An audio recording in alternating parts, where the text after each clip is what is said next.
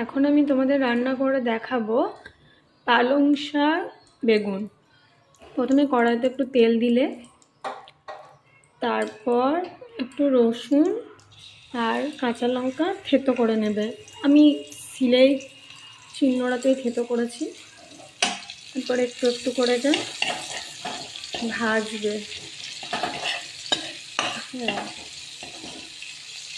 একটু রসুনটা একটু ভাজলে কি সেন্টটা ভালো ওঠে, রসুনের কাঁচা কাঁচা গন্ধটা ওঠে না।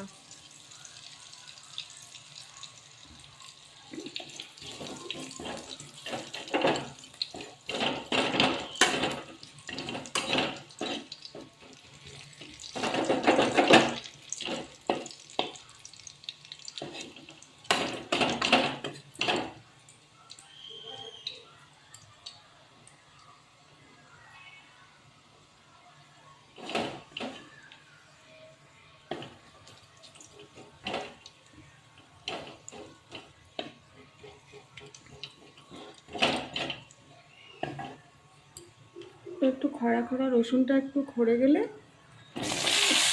পালং শাক আর বেগুন দিয়ে দিলে।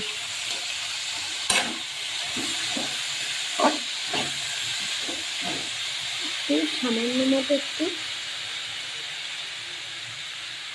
যেমন নুন খাও সেরকম একটু নুন দিয়ে নেবে।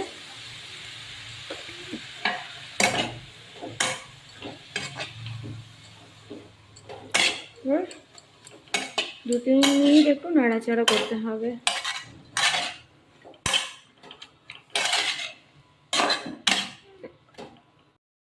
5-10 মিনিট এভাবে নাড়াচাড়া করার পর দেখো আমার পালং শাক বেগুন রেডি। গরম ভাতের সাথে খেলে খুব ভালো লাগবে খেতে, গরম ভাতের সাথে রেডি।